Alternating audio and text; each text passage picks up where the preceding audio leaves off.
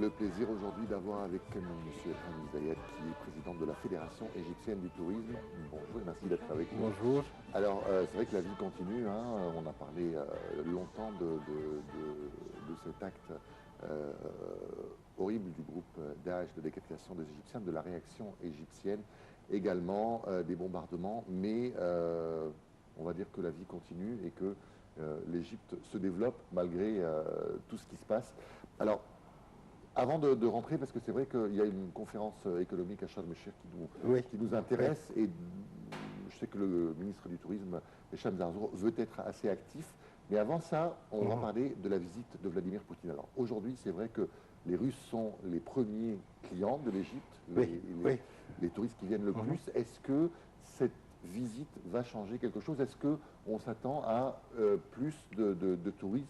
Ou bien, je me rappelle que la dernière fois que vous étiez là, vous avez dit qu'avec la dévaluation du rouble, peut-être que les Russes vont avoir du mal à venir en Égypte ou à passer leurs vacances en tout cas. Oui, effectivement, nous avons perdu 60% du potentiel russe, qui n'est pas facile à regagner.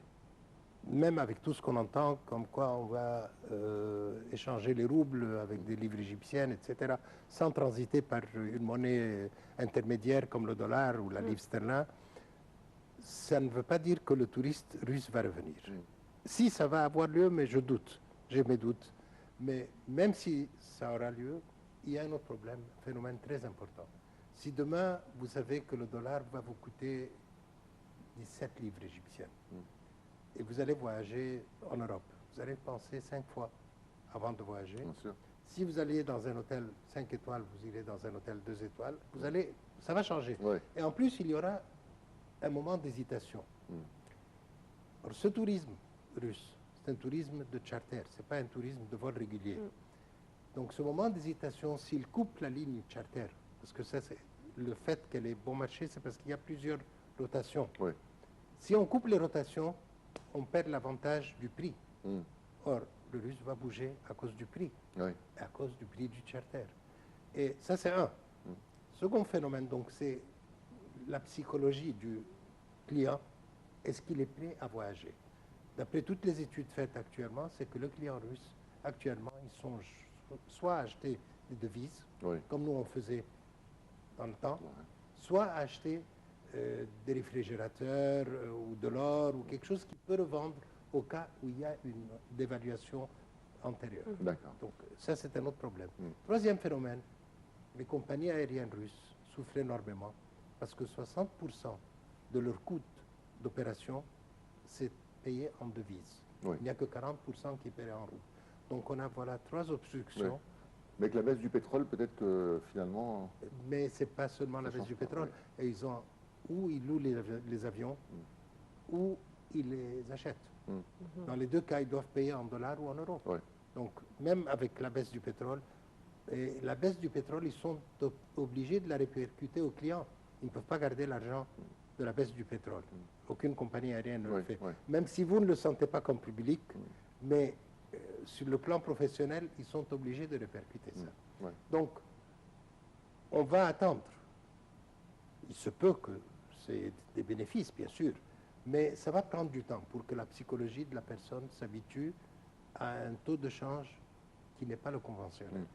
Alors là, vous parlez de la psychologie de la personne concernant ce taux de change et plus précisément les touristes russes.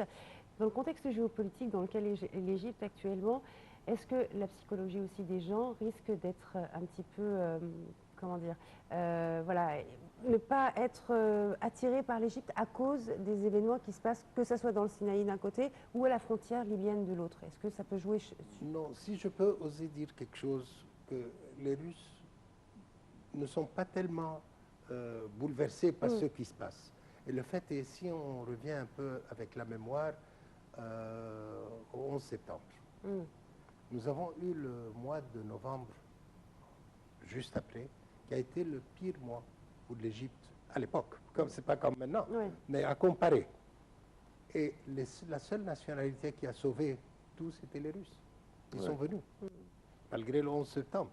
Donc, ils ne sont pas tellement influencés par ces phénomènes. Ils ont d'autres problèmes en Ukraine, donc on ne va pas chercher Ils ne vont pas aller en Ukraine pour passer l'été, mais enfin, ceci dit en passant, non, ils ne sont pas tellement influençables. Par contre, si on va aux Japonais, ils sont très influençables. Donc, question de mentalité, question de... Les Italiens, si on ne leur défendait pas de venir, ils seraient venus en nombre. Oui, vous comprenez. Alors, il y a des nationalités qui... Non, non, on va aller, on s'en fout. Est-ce que les médias ont aussi leur part de responsabilité? Par exemple, c'est vrai que quand on présente les événements en Égypte et quand on martèle aux gens à longueur de journée qu'il y a des terroristes dans le Sinaï, que l'armée combat le terrorisme dans le Sinaï, qu'il y a eu des explosions dans le Sinaï, et qu'après on leur dise venez à Sharm el-Sheikh, c'est dans le Sinaï. Ouais, l'amalgame. Peut-être qu'ils ne vont pas tellement... Ça a fait un effet temporaire au départ. Hicham Zazo a bien expliqué qu'il fallait différencier entre le nord et le sud du Sinaï. Donc ça a été, le message est bien passé, bien parti. Et nous, on a répété quasiment dans tous nos propres médias, et puis sur Internet, que le nord Sinaï, ce n'est pas le sud Sinaï. Sharm el-Sheikh, c'est bien à part. Alors, vous allez voir maintenant, par exemple, on dit aux Italiens, vous allez à Sharm, mais n'allez pas ailleurs.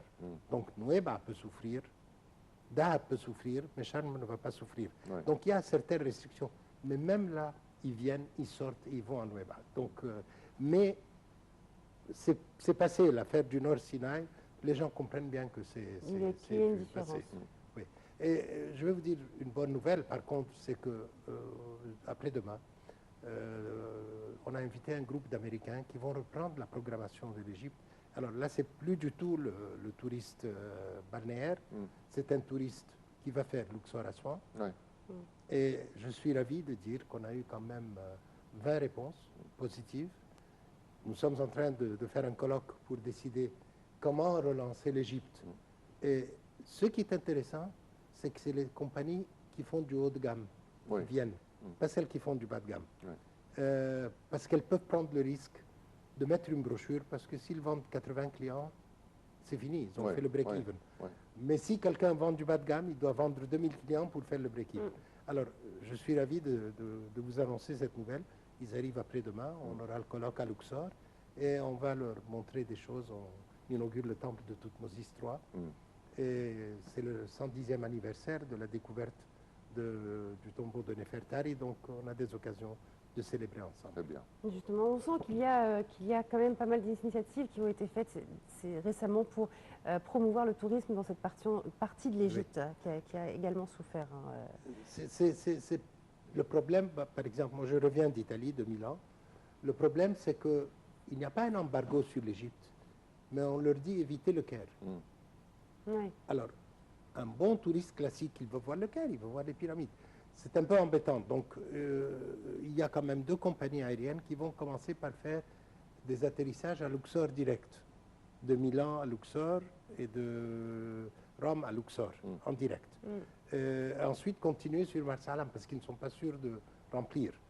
Mais c'est un essai. Et ensuite, on essaie de mettre des connexions en direct sur le Caire pour les vols de la compagnie nationale. Alors, concernant justement la conférence économique qui va avoir lieu à Sharm el-Sheikh, apparemment, ça se présente plutôt bien. Beaucoup de pays ont répondu présents à l'appel de l'Égypte. Le ministre du Tourisme, Hicham Zazo, a dit qu'il avait 5 projets, je crois, majeurs à présenter dans cette conférence. Quelles sont les grandes lignes? Dans les grandes lignes, parce qu'on a 3 sortes de projets. Il y a les projets qui sont présentés par Hicham Zazo. Et ça, c'est le secteur de la promotion qui s'appelle Tourism Development Authority, l'autorité pour le développement du tourisme. Et là, ils présentent 5 projets. C'est des projets de dire ils peuvent faire un projet complet, intégré, entièrement intégré. C'est-à-dire que ça contient pas seulement des hôtels, mais des lieux de loisirs, de divertissement, etc. Parce que le problème avant, c'est que tout le monde construisait un hôtel. Ce n'est pas suffisant. Il faut faire une activité pour que les gens puissent revenir. Donc là, il ne va pas accepter que ce soit des projets en partie juste un hôtel, ça ne sert à rien. Il faut faire un projet complètement intégré. Ça va donner ce que ça va donner. Ensuite, il y a la compagnie gouvernementale, qui a la majorité des hôtels gouvernementaux que vous connaissez de nom, les hôtels traditionnels, etc. Et ça, c'est très concret parce qu'on offre des parts. J'ai l'honneur d'être, je fais partie du conseil d'administration. Nous allons offrir des participations pour compléter certains hôtels, pour redévelopper des hôtels, renouveler les hôtels. Donc ça aussi, c'est très concret. Privatiser, vous voulez dire ou... Non. Augmenter le capital. D'accord. On ne privatise pas. Okay. Ça devient très sensible. Et le troisième projet, ça c'est le projet de la fédération. Et avec l'aide de